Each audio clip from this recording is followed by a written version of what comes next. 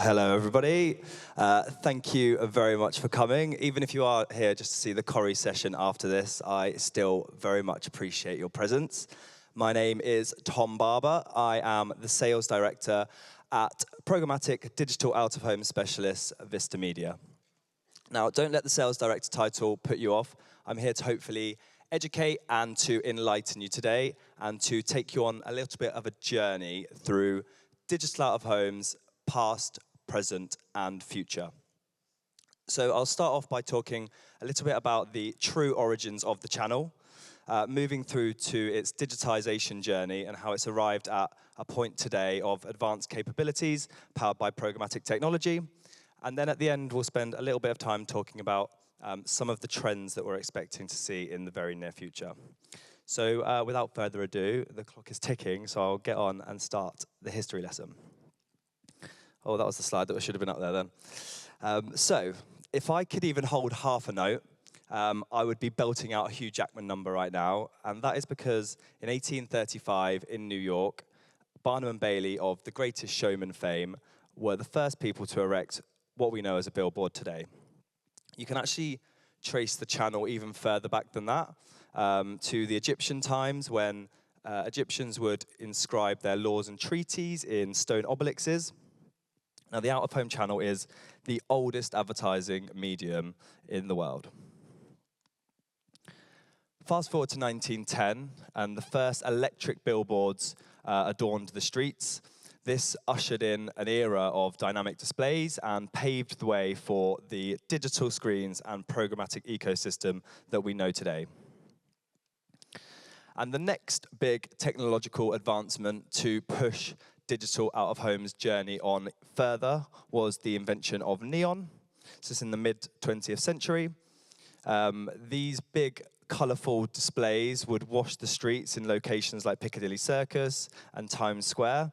Obviously, people would come far and wide to come and see these displays, and with footfall, advertising budgets were quick to follow.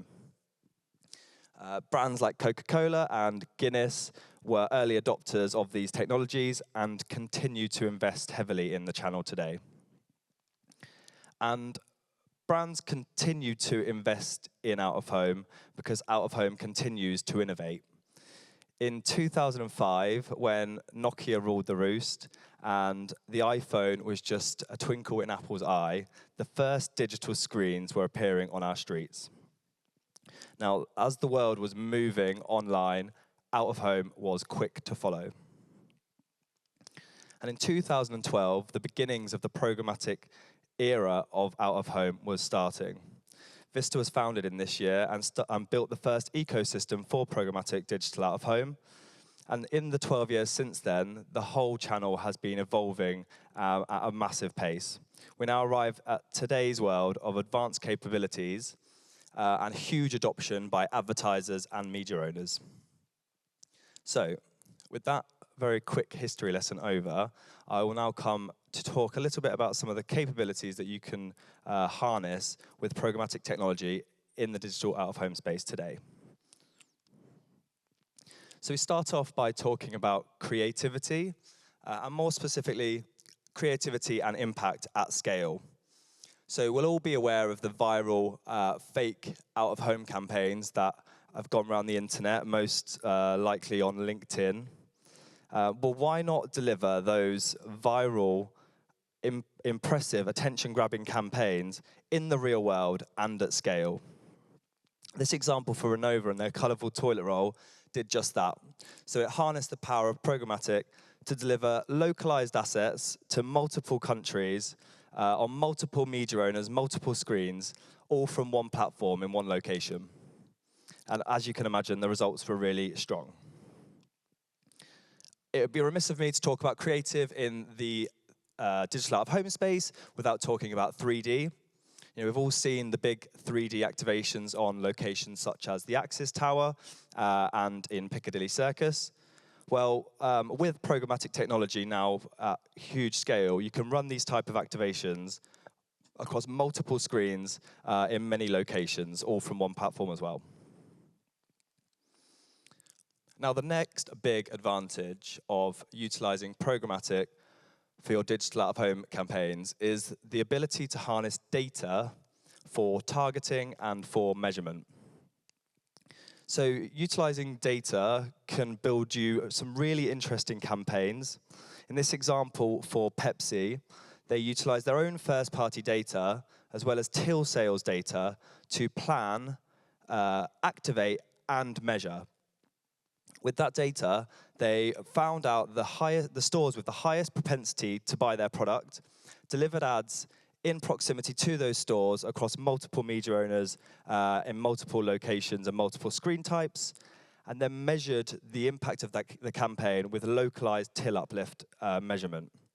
So with this really intricate and interesting activation, the campaign delivered some awesome results for Pepsi. And whilst we're talking about data, data can be used to enhance creative as well. We've all seen these DCO campaigns. Well, now that programmatic technology comes as standard across almost all digital out-of-home screens, they can be delivered at huge scale and be even more personalized. The train line utilized train schedule data and location data to deliver this incredibly nuanced campaign across multiple locations. But you can also use things such as weather, which we'll all have seen, but things such as traffic API data and other examples as well. Now, the next example that I want to talk about as some of the big benefits of using programmatic today is reactivity. So out of home typically has not been part of the fun, memified conversations that have been happening on social media. Well, with programmatic technology, out of home can join in those conversations. It can be part of the zeitgeist as well. Gabriel Medina, during the Paris Olympics, the Brazilian surfer, had this epic celebration after his win during the surfing competition. Corona were running a campaign and managed to take this image, turn it into an out-of-home asset extremely quickly and deliver it across multiple screens, multiple locations in record time. Decathlon were running a campaign earlier this year. We'll all remember the CrowdStrike and Microsoft outage that happened. With programmatic, they managed to switch their messaging and their copy extremely quickly to join in the conversation that was happening in the real world and try and push people to their website and into their real world stores. This gave them a seat at the table and helped them join the conversation that was going on. And reactivity can be set up beforehand as well. So New Balance were running a campaign with their ambassador Femke Bol during the European Athletics Championships. They had multiple creatives ready to go, dependent on the result of the campaign, of the race. And luckily for them, their ambassador won, and this was the creative that was delivered. So I've just given you a few examples there. I've talked about reactivity, I've talked about data for measurement and targeting, I've talked about creativity. You know, this is just really scratching the surface as to what's possible utilizing programmatic in the out-of-home space. You know, we're all tasked with driving this channel on forward and innovating and making things a bit more interesting. So now at the end of that, I'll come and talk a little bit about what we're expecting in the near future from the channel. So with third-party data already prevalent for targeting in digital out-of-home, and regulation changes such as GDPR and diminishing cookies, there's been a massive uplift in this type of targeting.